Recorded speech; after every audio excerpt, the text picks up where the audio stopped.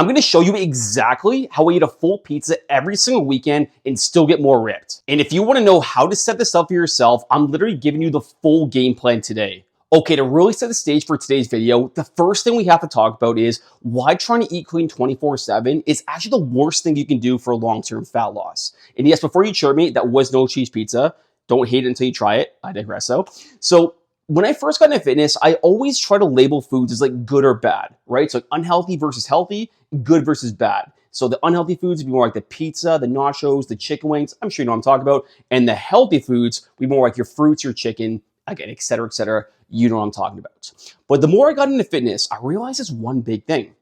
It's not about eating clean 24/7. It's not about eating healthy. It's about eating the right way. And when I say eating the right way, I'm talking about dialing in your calories and your protein. And when I made the shift from trying to eat healthy all the time to eating the right way, I actually lost more fat and gained more muscle. And at the same time, I had way more food flexibility and nothing was off limits for me. Now in today's video and for the other steps, we're gonna talk exactly how to eat right. And now let's set the stage to kind of really get into the calories and how calorie cycling works. That way you can fit in some of those favorite foods you enjoy every single weekend.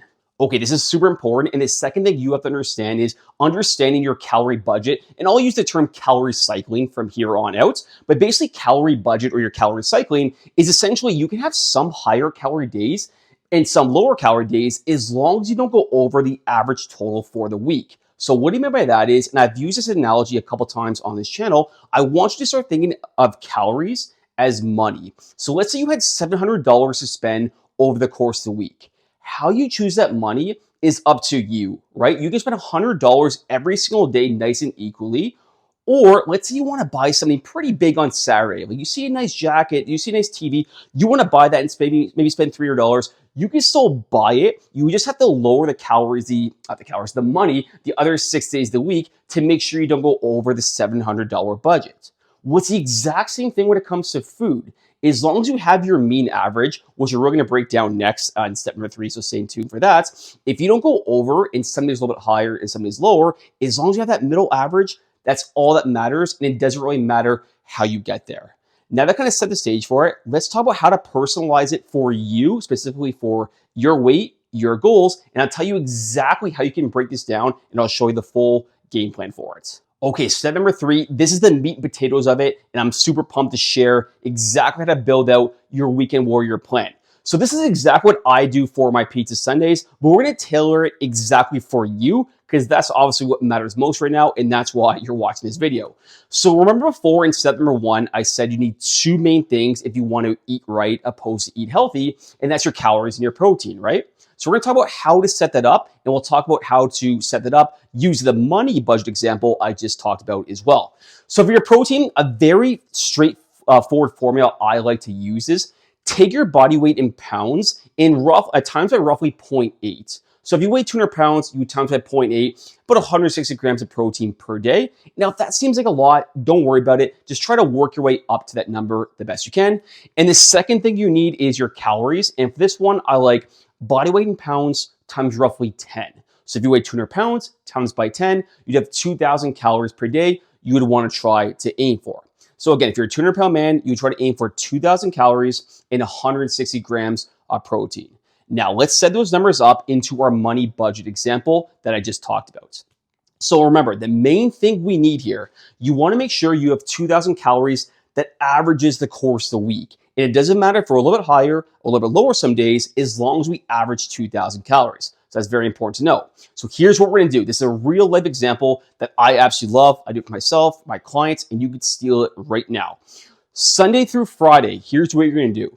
You're going to lower your calories 200 per day. And again, this is assuming you're 200 pounds. If you weigh more, obviously, or less, then adjust accordingly. But you're going to lower your Sunday through Friday just by 200 calories every single day. So instead of having 2,000 on those days, you have 1,800 calories on those days. And all we're going to do, we're going to borrow this 200 calories from each day, which is going to equal 1,200, right? 6 days times 200 equals 1,200. And we're going to put that all on our higher calorie Saturday. So instead of having 2,000 calories on Saturday, we're going to use the 1,200 calories there. We're going to move it to Saturday. And now you can have 3,200 calories on a Saturday. And it doesn't make a difference if it's, Saturday, Sunday, Friday, for example, but just whatever day you want. Most people just like the Saturday because you go out and whatnot. Whatever day you want, you can borrow those calories and put it on your higher calorie day, which is an absolute game changer. Now, in the next section, we're going to talk about basically how to structure your day because it's super important to do. And if you're not sure, though, if this is for you, this eating style, I would say it works well for 80 to 90% of people. But if you're not sure if this is for you, take our free quiz below, and I'll tell you exactly what eating style would work best for you. But for now, let's get to step number 4, and I'll tell you exactly how to structure the day of with that higher calorie day, which is very important. Okay, step number 4, and this is the big one. We're going to talk about how to structure your higher calorie day. So when I first started doing this weekend warrior method, I never got great results right off the bat, and I couldn't understand why, but then I realized I was making 3 big mistakes. Not enough protein, not moving around enough, and number 3, not really planning my meals beforehand well enough. So what do I mean by that? Essentially, on my higher calorie day, I just wasn't having enough protein, and it just kind of led to a higher carb day in total. Number 2, I just wasn't walking enough. So I was having my higher calorie day, but I really wasn't working out or just moving around before that. We'll talk about that in 1 second.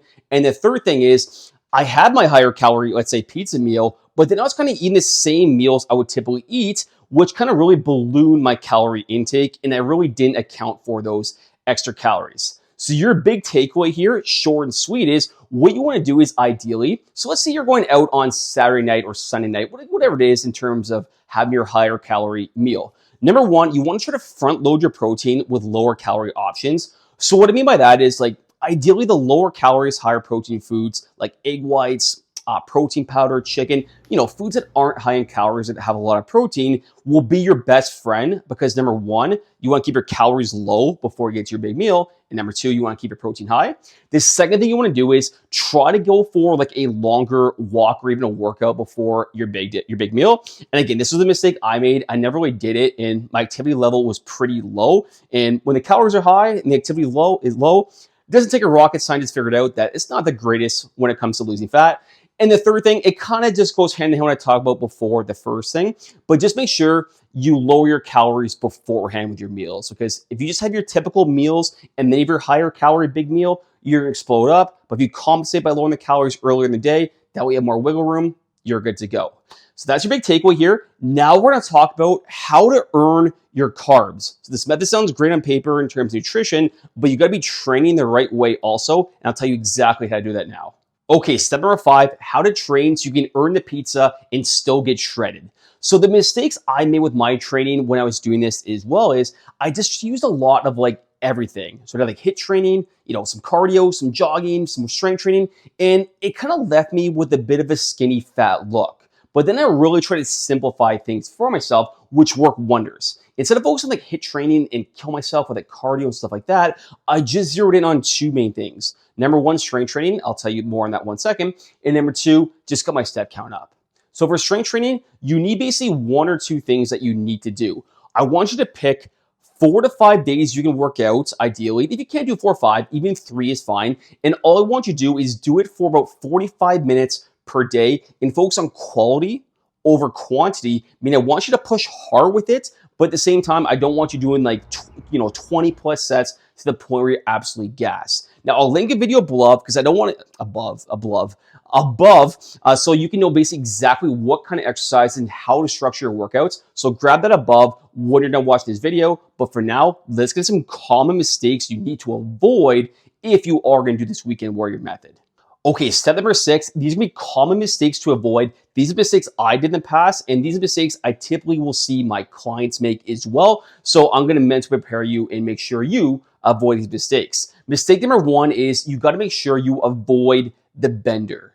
So what I mean by that is, let's say you have like a higher calorie day on Sunday or even Saturday, you're probably going to feel a little bit sluggish going into next week. And a lot of the times, us guys, we go into that effort mode, right? So 1 bad day becomes 1 bad week, becomes into 2 bad weeks. So you got to make sure if you do set up your higher calorie day, that you have the mental toughness and the discipline to get back on the Monday, which is very important, and make sure you don't continue the bender. Because remember, if our calorie budget is too high over the course of the week, that's how we get in debt, or in this case, gain fat. But if we have the 1 higher calorie day, we get back on track the Monday, we have nothing to worry about. So make sure if you do set it up, you account for it And you got to make sure you have discipline and mental toughness to make sure you stay on track following the Monday and the next week. All right, mistake number 2 is under tracking your calories on your higher calorie day.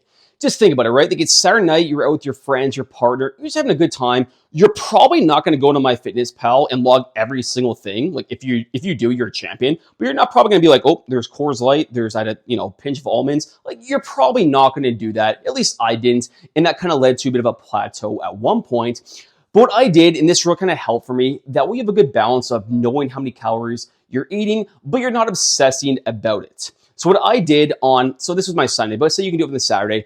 What I would do basically is give myself about 1,500 calories to 2,000 calories of wiggle room. So again, let's say you're 200 pounds and your goal is 3,200 calories on your higher calorie day.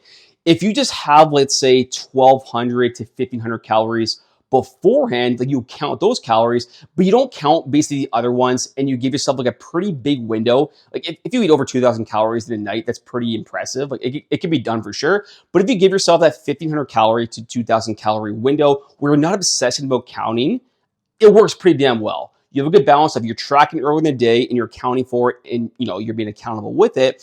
And at the same time, you're not obsessing about it at night. You can actually enjoy yourself, and you'll probably still be under your calorie intake, assuming you're not eating like a complete asshole. Then that's probably the best bang for your buck in terms of balancing this out. So mistake number 2 is under tracking calories, but make sure if you don't want to track at night when you're out, which I don't blame you, give yourself a big wiggle room with a big cushion.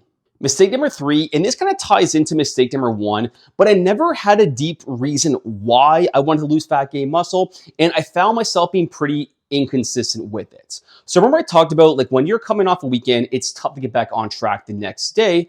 But if you have a deep reason why you're trying to, lose fat, gain muscle, get to your goals, the deeper reason why you have, the more motivation you're going to have, and that motivation is not going to go up and down. So for me, I'd wake up sometimes on Monday and I didn't really have a deep purpose. Like it was more just like get in shape and, look good, cool. That's awesome, right?